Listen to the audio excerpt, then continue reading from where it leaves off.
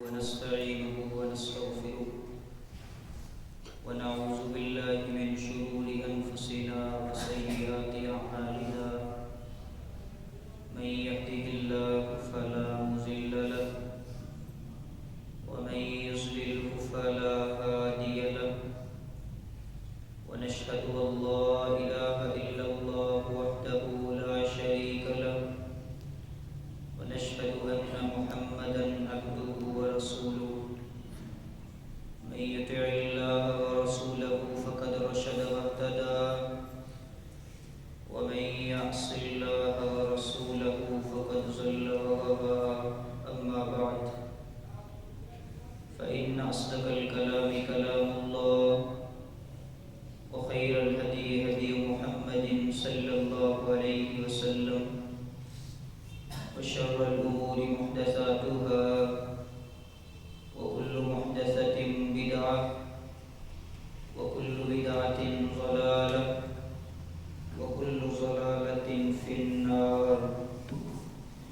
أعوذ بالله من الشيطان الرجيم. بسم الله الرحمن الرحيم. وسارعوا إلى مغفرة من ربكم وجنة أرضها السماوات والأرض أعدت للمتقين.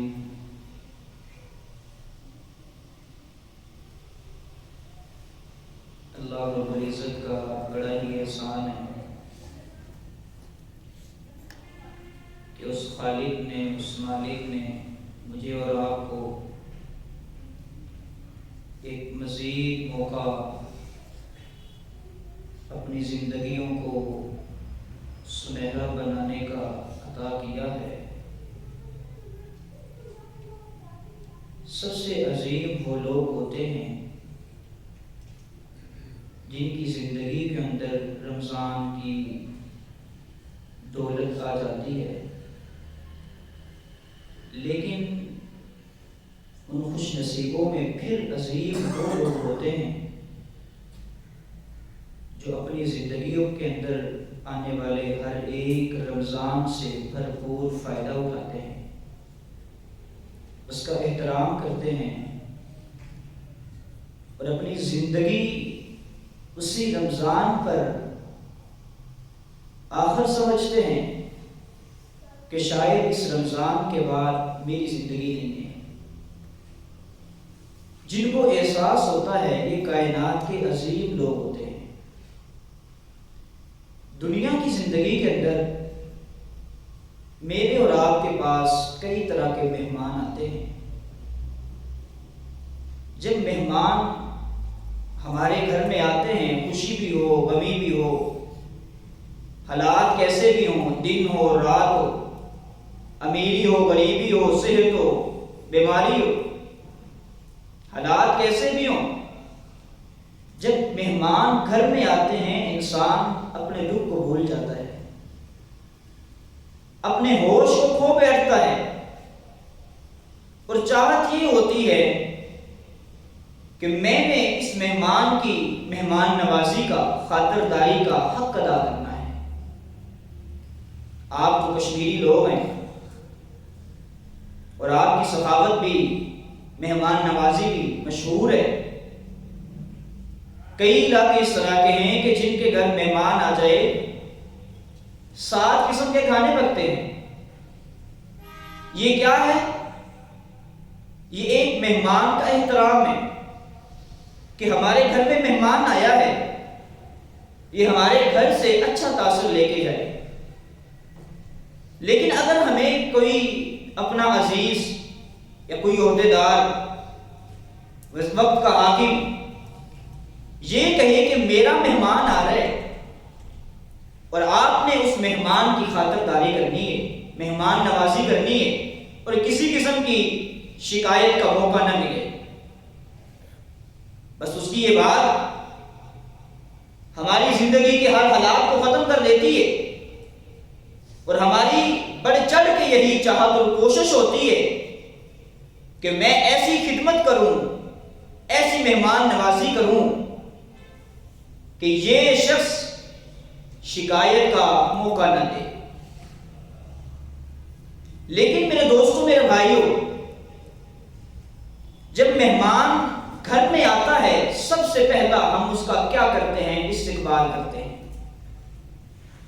یہ رمضان المبارک کا مہینہ یہ وقت کے حاکم کا مہمان نہیں ہے، کسی وڈیرے کا مہمان نہیں ہے، کسی چودھری کا مہمان نہیں ہے، یہ مہمان ہے تو کائنات کے رب کا مہمان ہے، جس نے ہمیں پیدا کیا ہے، جس نے کائنات بنائی ہے، اسی کائنات کا نظام چلاتا ہے، یہ اس کا مہمان ہے، جس کے حکم کے بغیر کائنات کے کونے میں کوئی درخت بھی ہے، اس درخت کی کسی شاخ پر کوئی پتا بھی ہے، اس کے حکم کے بغیر حرکت نہیں کرتا۔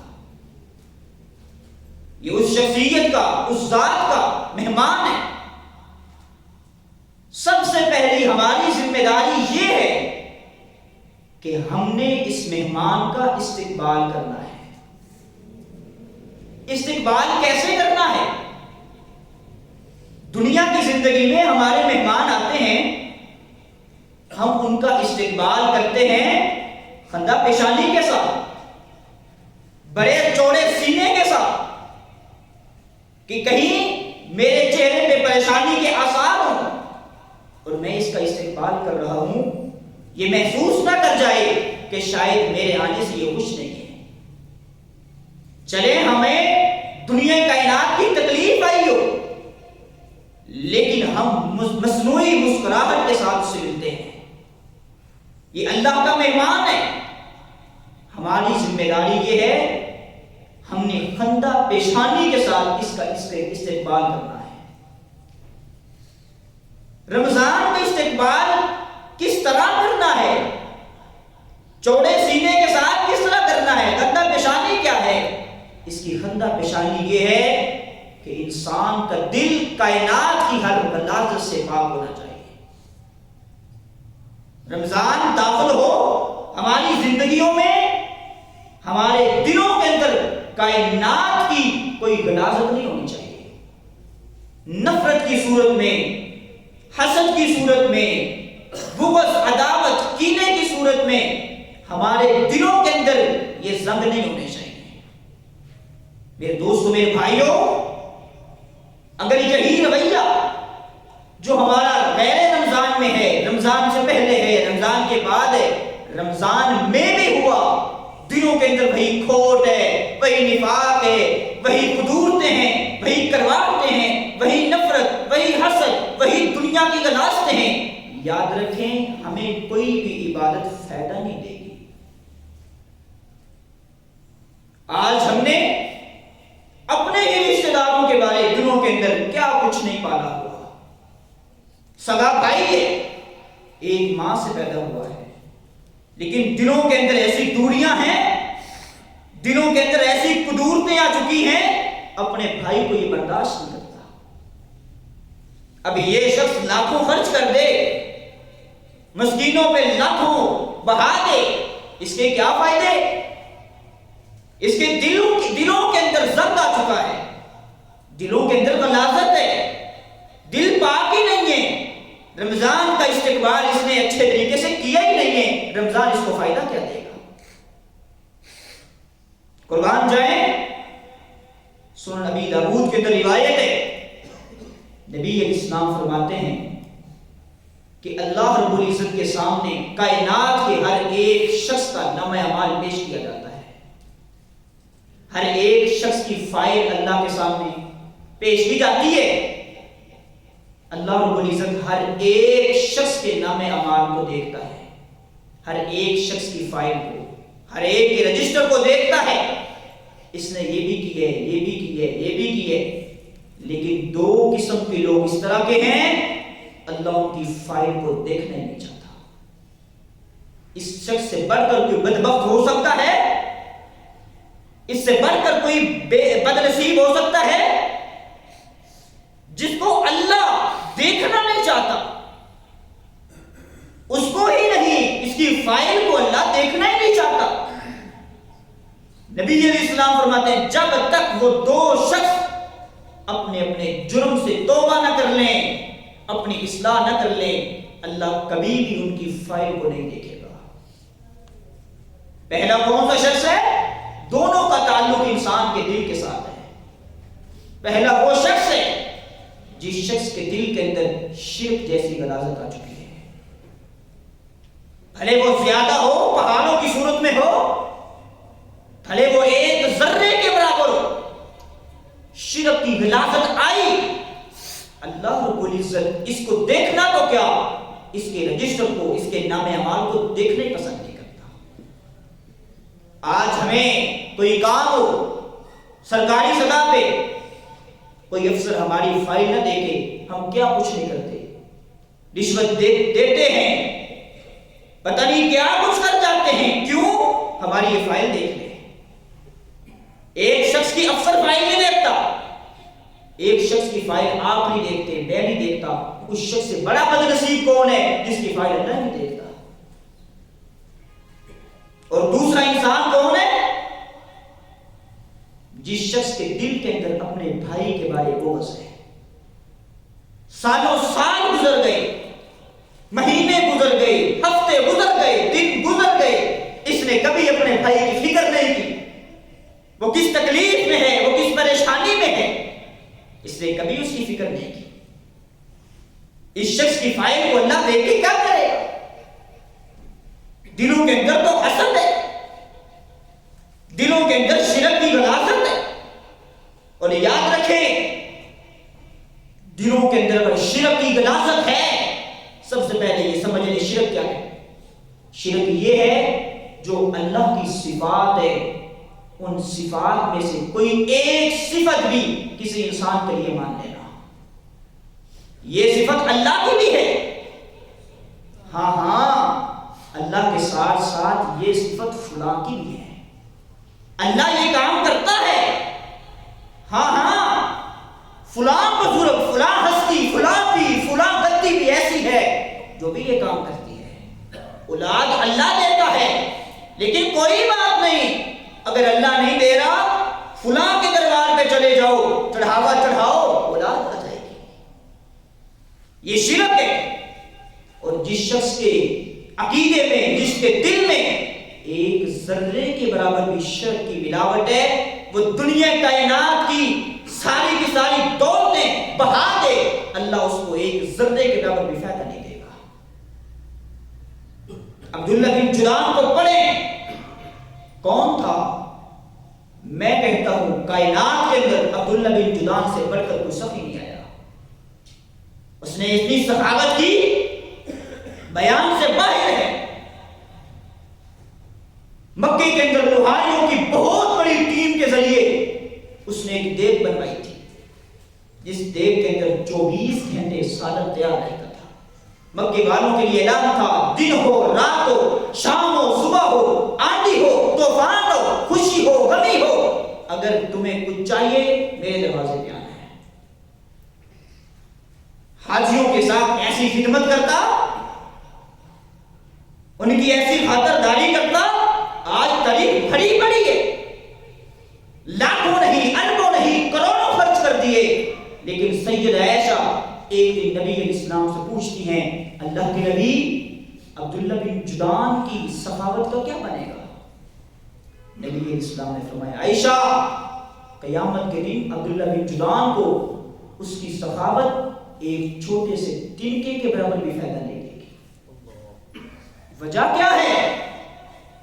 عبادت ہے، سخاوت عبادت ہے، احساس ہے، ہمدردی ہے، لوگوں کی خیر خواہی سے دل بھرا ہوا ہے۔ اس سے بڑھ کر ہمدردی کیا ہو سکتی ہے جس کی نعمت آج ہم سے چھن چکی ہے؟ لوگوں کی ایسی دیکھ بھال کرنا، اللہ کے نیک بندوں کا احترام کرنا، ان کا وقار، ان کی عزت اپنے دل میں بٹھانا، اس سے بڑھ کر عبادت کیا ہو سکتی ہے؟ لیکن فائدہ نہیں ہے۔ فائدہ کیوں نہیں ہے؟ بات ایک ہے، اس کے عقیدے کے اندر جہاں رب کی صفات ہیں، وہاں رب کی صفات کے ساتھ ساتھ لوگوں کے لیے بھی وہی صفات ہیں۔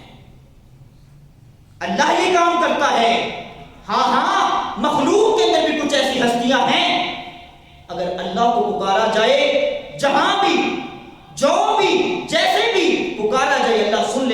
مخلوق میں بھی کچھ ایسی ہستیاں ہیں جن کو جب بھی جیسے بھی جہاں بھی جو بھی پکارا جائے وہ بھی سن لیتی ہیں. دلوں کو پاک کیجئے، رمضان کا استقبال یہی ہے. دلوں کے اندر نفرت نہیں ہونی چاہیے. ان اللہ لا ينظر الى صورکم واجسامکم واموالکم. یاد رکھیے دنیا کا کوئی انسان یہ نہ سمجھے شاید میرے پاس دنیا کا عہدہ ہے، لوگ میرے نیچے کام کرتے ہیں، عہدے دار مجھے جھک جھک کر سلام کرتے ہیں، وقت کے حاکم کھڑے ہو کر میرا استقبال کرتے ہیں، دنیا کی دولتیں میرے قدموں میں ہیں کہ شاید اللہ مجھ سے راضی ہے. نہیں، غلط فہمی کا شکار نہ ہو.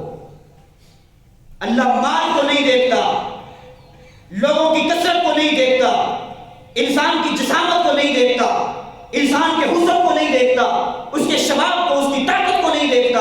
اللہ دیکھتا ہے تو فقط ایک چیز کو، وہ ہے انسان کا پاک اور صاف دل.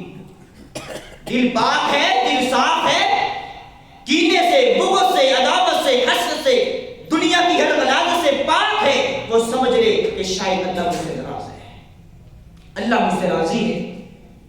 لیکن اگر دلوں کے اندر وہی قدورتیں ہیں، بھلے دنیا کی ساری کی ساری آسائشیں اس کے قدموں میں ہے، مت سمجھے کہ اللہ مجھ سے راضی ہے. اور یاد رکھیے قیامت کا دن دنیا کا کوئی شخص برداشت نہیں کر سکتا. اس کی سختی کا عالم یہ ہے، یہ طالب علم اپنی زبان سے بیان نہیں کر سکتا.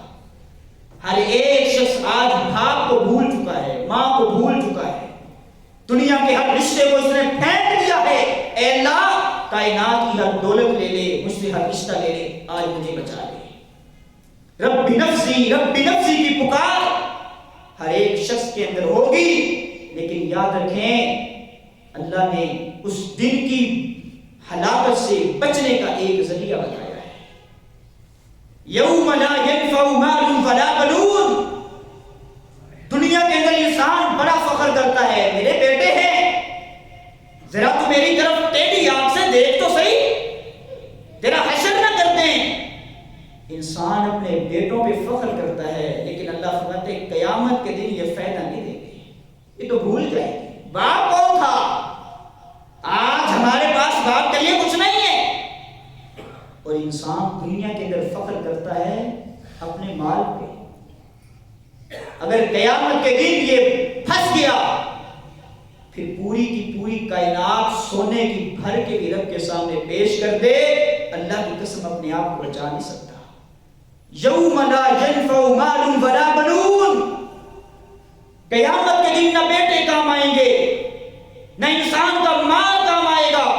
ہاں اس دن کی پریشانی سے بچنا ہے، جہنم کی آگ سے بچنا ہے، پل صراط پر کامیابی چاہیے، اللہ کے سامنے کھڑے ہو کر جواب دینے کی جرت چاہیے. تو پھر یاد رکھیں اللہ کو ایک چیز چاہیے، الا من اتى اللہ بقلب سلیم. دنیا کا جو شخص پاک اور صاف دل لے کے آئے گا میں اس کو کامیاب کروں گا. رمضان کا استقبال دلوں کو پاک کر کے کرنا ہے. دلوں کے اندر کسی قسم کی عداوت نہیں ہونی چاہیے. آج اگر کسی کے ساتھ آپ ناراض ہیں، آج ہی رمضان شاید آج شروع ہو جائے، کل ہو جائے، آج ہی ان کو کال کریں کہ بھائی آج تک تو جو ہوا سو ہوا، لیکن آج میں اپنا دل تیرے بارے میں صاف کرتا ہوں. اس سے انسان کوئی چھوٹا نہیں ہو جاتا. انسان کیا سمجھتا ہے؟ آج کا میڈیا انسان کو کیا پڑھا ہے؟ اللہ کی قسم یہ آج کا میڈیا، اس کے بھلے جتنے فوائد ہوں سو ہیں، اس کا انکار نہیں ہے، لیکن یہ ہمارے رشتوں کے لیے قاطع تلوار ہے، زہر قاتل ہے. اس نے ہمارے رشتوں کی جڑوں کو کاٹ کے رکھ دیا ہے.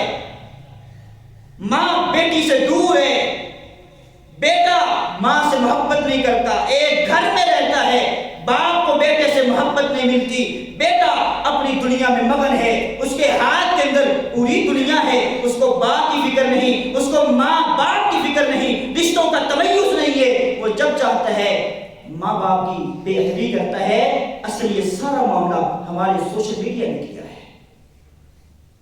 اللہ کے لیے کبھی بھی رشتوں کا تقدس بوال نہ کیجیے، ہمارے دلوں کو دور اس نے کیے، دلوں کے اندر اپنے محبت پیدا کیجیے۔ یہ محبت انسان کو انسانیت سکھاتی ہے۔ انسان انسانیت کے بغیر کہاں انسان ہے؟ اور انسان وہ ہے جس کا دل دھڑکتا ہے، تڑپتا ہے، کس کے لیے؟ انسانیت کے لیے۔ شودا وہ کیا ہے جو بھڑکنا نہ جانے، دل ہی وہ کیا ہے جو تڑپنا نہ جانے۔ اللہ کے لیے اپنے رشتوں کا تمیز اپنے دل کے اندر بٹھائیں۔ ہر طرح کی کدورت، نفرت، ہر طرح کا حسد اپنے دل سے نکال پھینکے۔ اگر دلوں کے اندر یہ ساری باتیں ہیں، عبادت کا کوئی فائدہ نہیں۔ سب سے پہلی بات تو یہ ہے۔ دوسری بات یہ ہے، جب ہمارے گھروں کے اندر مہمان آتے ہیں، ہم ان کی خاطرداری میں کیا کرتے ہیں؟ ایک دوسرے سے آگے بڑھتے ہیں۔ حضرت آپ یہ لیں، حضرت آپ یہ کھائیں، حضرت آپ یہ کریں، ہم نے آپ کے لیے یہ کیا ہے، حضرت آپ یہاں آئیں۔ ہم جلدی کرتے ہیں، ایک دوسرے سے آگے بڑھتے ہیں، اس کا احترام کرتے ہیں۔ رمضان بھی اللہ کا مہمان ہے، ہم نے بھی سبقت کرنی ہے۔ کن کاموں میں؟ فضول خرچی میں، دنیا کے کاموں میں، گناہوں کے کاموں میں نہیں، ہم نے ایک دوسرے سے آگے بڑھنا ہے نیکی کے کاموں میں۔ آج ہمارے معاشرے کا المیہ یہ ہے کہ ہم آج کل گناہوں میں ایک دوسرے سے آگے بڑھتے ہیں، فضول خرچی میں ایک دوسرے سے آگے بڑھتے ہیں۔ ہماری سوچ یہ ہے، گاڑی ہمارے پاس پہلے سے موجود ہے، لیکن سن 2025 آنے والا ہے تو پہلے نمبر پلیٹ مجھے چاہیے، بھلے اس کے لیے لاکھوں خرچ ہو جائیں، کوئی فرق نہیں پڑتا۔ ایک گاڑی نکلوانے کے لیے سب سے پہلے میرے پاس ہونی چاہیے۔ ہم کیا کچھ نہیں کرتے، جبکہ ہم اس معاشرے کے اندر رہتے ہیں جس کے اندر کئی سفید پوش اس طرح کے ہیں، اللہ کی قسم، جن کے گھروں کے اندر 3 وقت کا کھانا نہیں بنتا۔ ہم اس معاشرے کا حصہ ہیں۔ ایک فلم آئی ہے، سارے کے سارے ذہن میں بھر جائیں گے، کیا ہے؟ ہم نے دیکھنی ہے، پہلے دیکھنی ہے۔ نیا سونگ آ گیا، جی پہلے میں سنوں گا، فوراً سرچ کریں گے۔ یہ ہمارے معاشرے کا لیہ ہے۔ گناہوں کے کاموں میں ہم نے ایک دوسرے سے آگے بڑھنا ہے، جبکہ ہمارے اسلاف کا طرز عمل کیا تھا؟ وہ ایک دوسرے سے آگے بڑھتے تھے، دنیا داری میں نہیں بلکہ دین داری میں، نیکی کے کاموں میں وہ ایک دوسرے سے آگے بڑھتے تھے۔ آپ دیکھیں، نبی علیہ السلام ایک دن صحابہ کرام کے سامنے جنتی دروازوں کا ذکر کر رہے تھے۔ دنیا کا جو شخص اللہ کے راستے میں کسی چیز کا جوڑا خرچ کرے گا، اللہ اس کو اسی جنت کے دروازے سے داخل کرے گا۔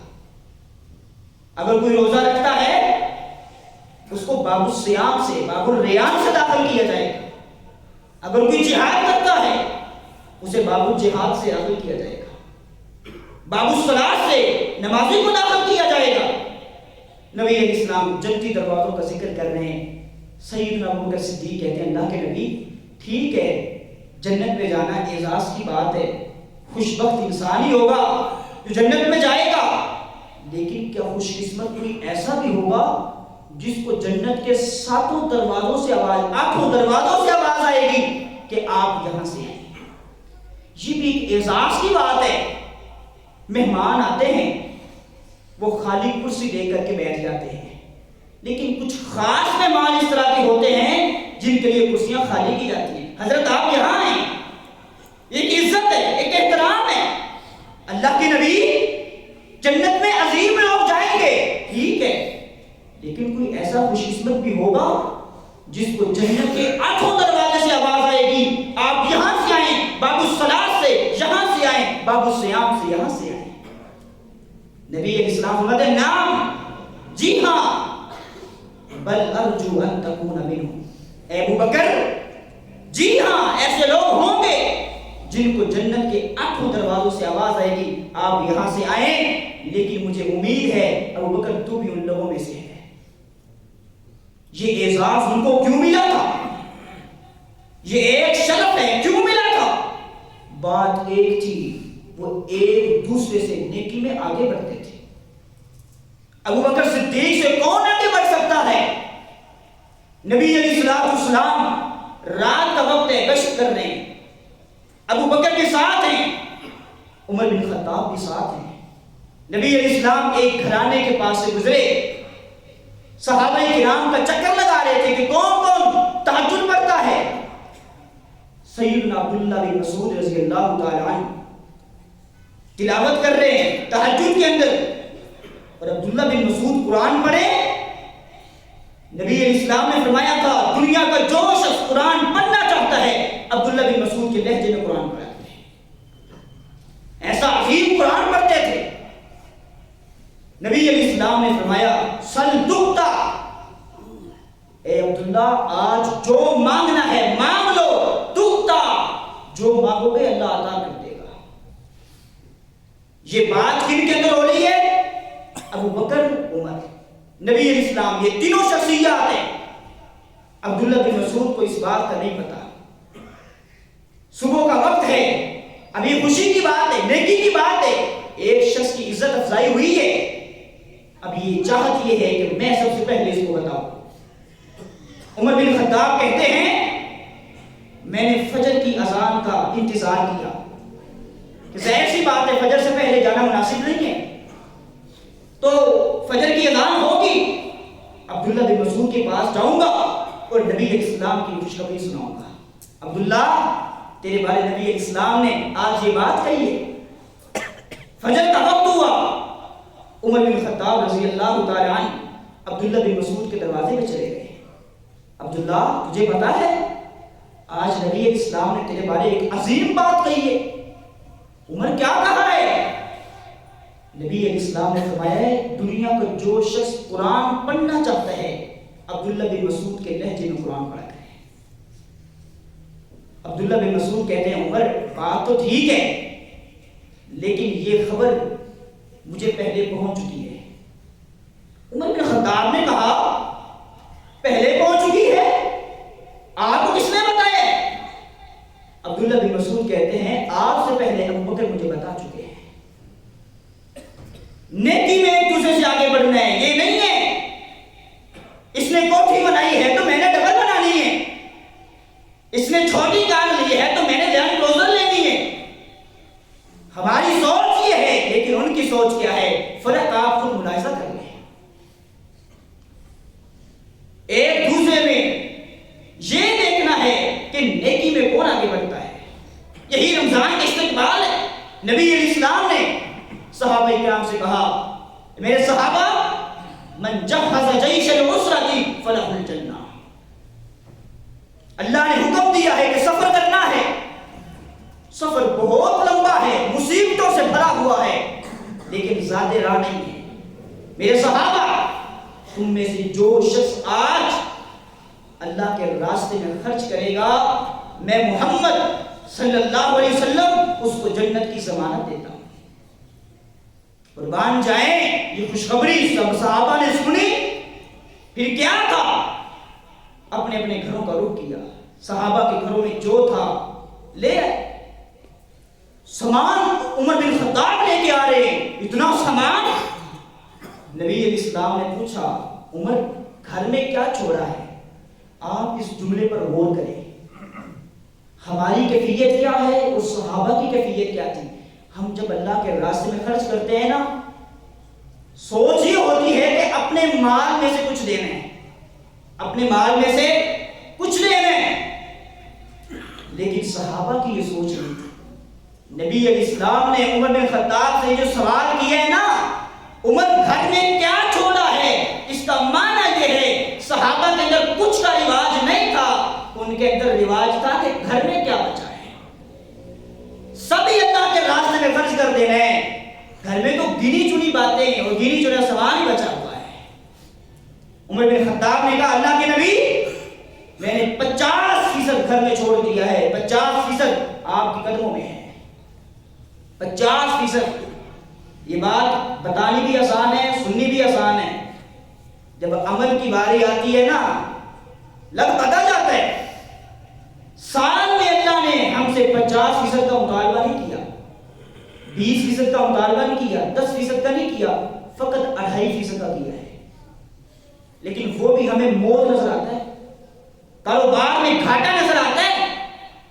یار زکات اب 2.5%, اپنے مال میں سے 2.5% دو, پیچھے کیا بچتا ہے؟ ارے غالب 97.5% تو دیکھ لے, اس کا مطالبہ تو نہیں کیا. اللہ کے نبی 50% گھر چھوڑا ہے, 50% آپ کے قدموں میں ہے. عمر بن خطاب آئے, عمر بن خطاب کے بعد ابو بکر صدیق آئے. نبی علیہ السلام نے یہی پوچھا, ما ابقیک لاہلک یا ابا بکر, اے ابو بکر گھر میں بھی کچھ چھوڑا ہے کہ نہیں؟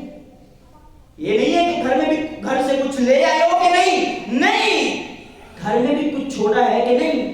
ابو بکر کہتے ہیں اللہ کے نبی گھر والوں نے مال کا کیا کرنا ہے, حب اللہ و رسولی, ان کے لیے اللہ اس کے رسول کی محبت ہی کافی ہے. گھر کے اندر جو کچھ تھا آپ کے قدموں میں نچھاور کر دیا ہے. نیکی میں ایک دوسرے سے آگے بڑھنا, یہی رمضان کا استقبال ہے, رمضان کی مہمان نوازی ہے, رمضان کی خاطرداری ہے کہ ہم نے نیکی میں ایک دوسرے سے آگے بڑھنا ہے. اور صحابہ کرام کے اندر یہ عمل کیسے تھا؟ قربان جائیں, اللہ نے قرآن نازل کر دیا, اے میرے پیغمبر مسلمانوں کو بتا دیں, قل للمؤمنات یغضضن من ابصارهن ویحفظن فروجهن ولا یبدین زینتهن. اور دوسرے مقام پر قل لازواجک وبناتک ونساء المؤمنین یدنین علیہن من جلابیبہن. میرے پیغمبر اپنی بیویوں کو, اپنی بیٹیوں کو اور مسلمان مومنہ عورتوں کو حکم دے دیں کہ جب بھی وہ گھروں سے نکلے اوڑھنیاں اوڑھ کر نکلے. اللہ نے حکم دیا, بس پھر کیا تھا؟ یہ رات کے وقت اللہ نے حکم نازل کیا تھا. کچھ انصاری صحابہ عشاء کی نماز پڑھنے کے بعد نبی علیہ السلام کے پیچھے اپنے کام کی غرض سے گئے تھے, اور نبی علیہ السلام نے ان کو یہ آیت سنائی. وہ اپنے اپنے گھروں میں آتے ہیں, اپنے گھروں کی عورتوں کو جمع کرتے ہیں اور اللہ کا یہ حکم سنا دیتے ہیں. سنن ابی داؤد میں آتا ہے جب وہ انصار کی عورتیں اللہ کا یہ حکم سنتی ہیں, اسی وقت یہ نہیں ہے کہ کوئی بات نہیں, ٹھیک ہے اللہ کا حکم مان لیں گے, رات کا وقت ہے, سونا بھی تو ہے, رات سونے کے لیے ہے, دن کی تھکاوٹ دور کرنی ہے, کچھ نہیں. سنن ابی داؤد کے اندر آتا ہے کہ پوری رات وہ سوئی نہیں بلکہ اپنے پردوں کو پھاڑ پھاڑ کر, اپنے تہبدوں کو پھاڑ پھاڑ کر اپنے اوپر لینے والی چادروں کو بناتی رہی تھی. صبح کے وقت جب وہ فجر کی نماز پڑھنے کے لیے نبی علیہ السلام کے پیچھے مسجد نبوی کے اندر آئیں تو باپردہ ہو کر گئے. صحابہ کی یہ کیفیت تھی, اللہ کا حکم آ جائے سب سے پہلے ہم نے عمل کرنا ہے. اور آج ہمارے سامنے اللہ کا حکم آ جائے, نبی علیہ السلام کی حدیث آ جائے, ہم کہتے ہیں کوئی گنجائش نکل سکتی ہے؟ اگر یہ ہم کریں تو پھر اس کی نوعیت کیا ہوگی؟ اگر یہ کریں پھر اس کا حکم کیسا رہے گا؟ یہ ایمان کی کمزوری ہے. نبی علیہ السلام کا فرمان آ جانے کے بعد, اللہ کا حکم آ جانے کے بعد بہانے نہیں ڈھونڈنے بلکہ اس پہ عمل کرنا ہے. نیکیوں میں سبقت کا معاملہ یہ ہے کہ ایک دوسرے سے آگے بڑھنا ہے, دنیا داری میں نہیں بلکہ دین کے کام میں. ہم اپنے اسلاف کا جب سارا کا سارا معاملہ پڑھتے ہیں عقل دنگ رہ جاتی ہے. امام احمد بن حنبل رحمہ اللہ تعالی حدیث لکھتے تھے, لیکن جب حدیث لکھتے اگلی حدیث تب تک نہ لکھتے جب تک اس حدیث پر عمل نہ کر لیتے. ایک دن حدیث لکھنی تھی, سب سے پہلے اس حدیث پر عمل کیسے کیا؟ نبی علیہ السلام کا فرمان ہے, نبی علیہ السلام کے بارے صحابہ کرام فرماتے ہیں احتجم النبی صلی اللہ علیہ وسلم کہ نبی علیہ السلام نے سیڑھی لگوائی تھی. آپ جانتے ہیں کہ جب انسان کا خون خراب ہو جائے, جلد کے اندر بیماری آ جائے, کوئی تکلیف ہو, تو شریعت نے اس کا حل بتایا ہے، علاج بتایا ہے کہ آپ سیدھی لگوائیں، حجامہ لگوائیں۔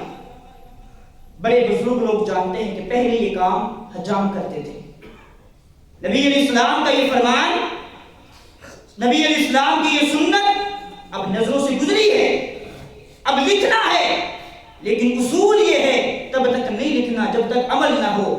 اب خون بھی خراب نہیں ہے، کوئی بیماری بھی نہیں ہے، جلد کا مسئلہ بھی نہیں ہے، اسی وقت حجام کے پاس جاتے ہیں اور جا کر کے کہتے ہیں کہ سیدھی لگاؤ تاکہ کائنات کے امام کی سنت پر عمل ہو جائے۔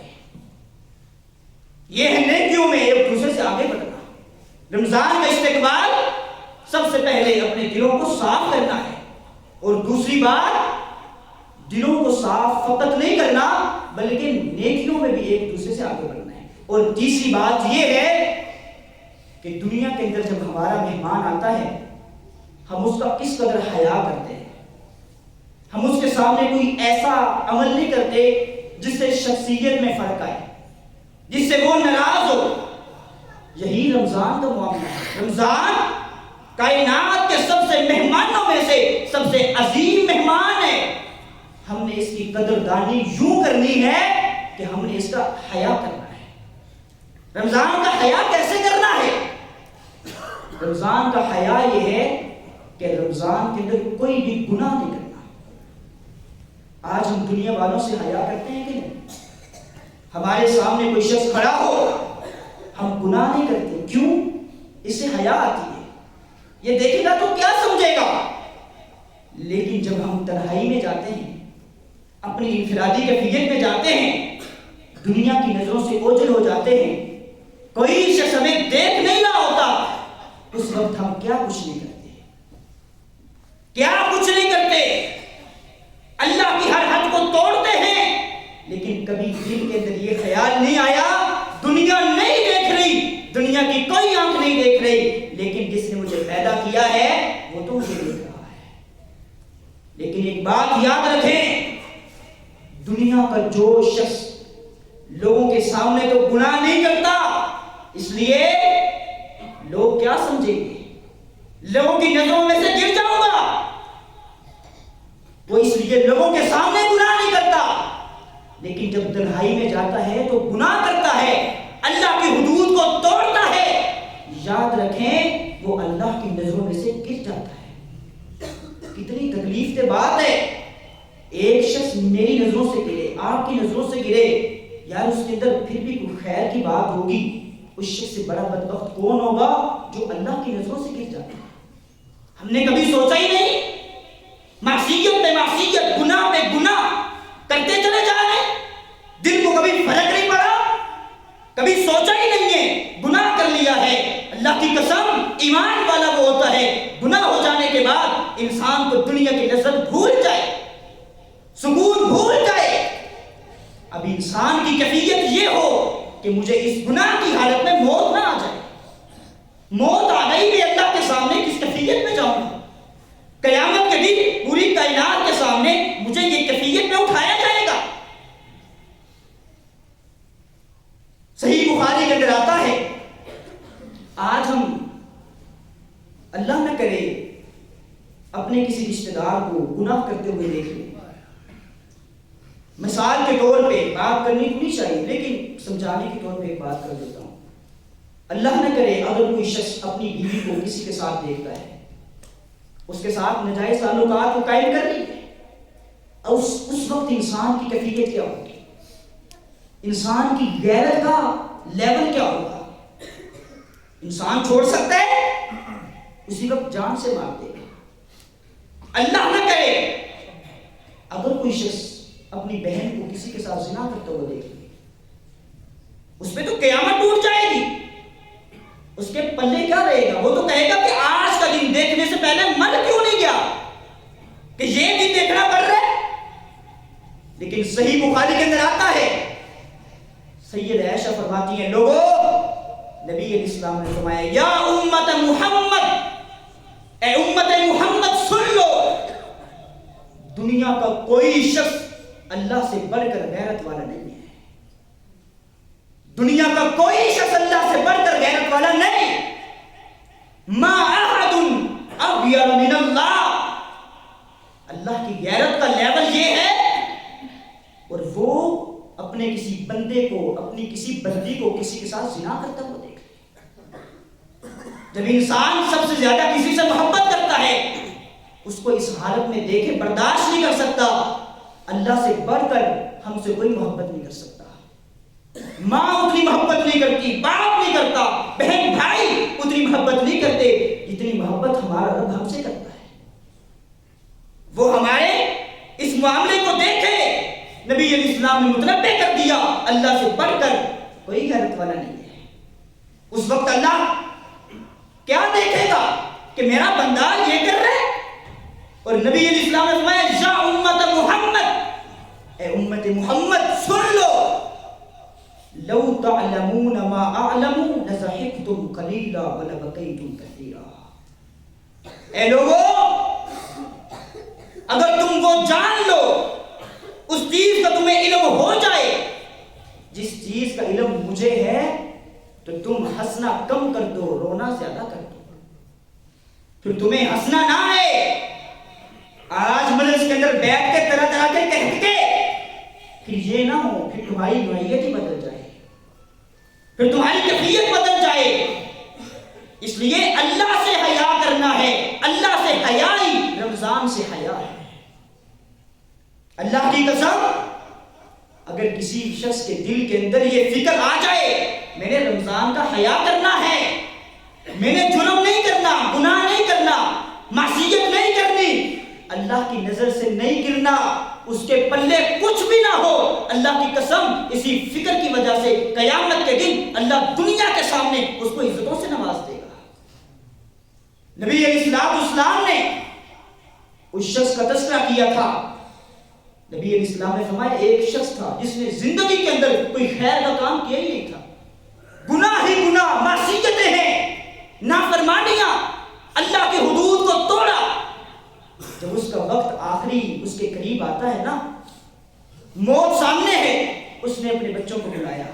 اس نے کہا میرے بیٹو مجھے یہ بتاؤ تم نے اپنے باپ کو کیسا پایا ہے؟ بیٹوں نے کہا آپ سے بڑھ کر کوئی باپ ہو سکتا ہے؟ آپ نے ہمارے ساتھ محبت میں اخیر کی، ہم نے جو کہا آپ نے پہلے پورا کر دیا، آپ سے بڑھ کر تو کوئی باپ نہیں ہے. باپ نے کہا لیکن میں نے آج تک کوئی خیر کا کام نہیں کیا، مجھے آج اللہ سے حیا آ رہی ہے، میں اللہ کے سامنے کیسے جاؤں گا؟ میری زندگی معصیتوں سے، گناہوں سے بھری پڑی ہے، اللہ کا سامنا کیسے کروں گا؟ دنیا کے سامنے ہم جرم کر لیں. آج میڈیا کا دور ہے، میڈیا پہ آ جائے، باہر آنے کے قابل نہیں رہتے. اللہ جو ہماری ظاہر کو جانتا ہے، باطن کو جانتا ہے، خلوت کو جانتا ہے، سفر کو جانتا ہے، حسد کو جانتا ہے، ہم اس کے سامنے گناہ پہ گناہ، معصیت پہ معصیت کرتے چلے جا رہے ہیں اور ماتھے پہ بل تک نہیں آتا. کبھی فکر نہیں کی ہم نے اللہ کے سامنے بھی جانا ہے، اللہ کو کیا جواب دینا ہے.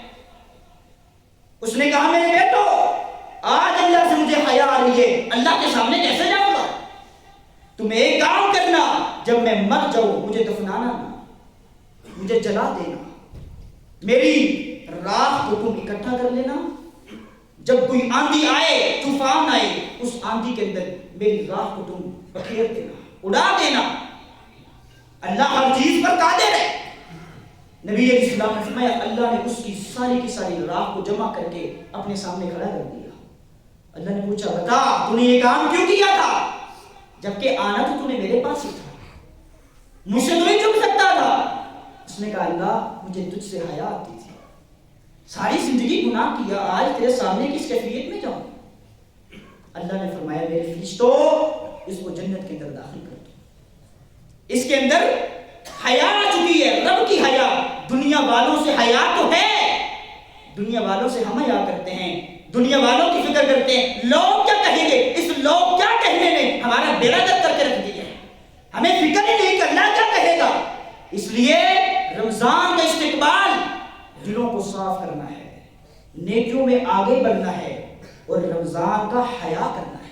گناہ نہیں کرنا، گناہ ہو جائے انسان سے ہوتا ہے، گناہ ہونے کے بعد سکون میں نہیں رہنا، اس کیفیت کے اندر رہنا ہے کہ اس گناہ کی کیفیت میں مجھے موت نہ آ جائے. یہی آج کا درس تھا، یہی سبق تھا. اللہ کرے میری اور آپ کی زندگی کا یہ حصہ بن جائے. اللہ سے دعا ہے اللہ تعالیٰ مجھے اور آپ کو عمل کی توفیق عطا فرمائے.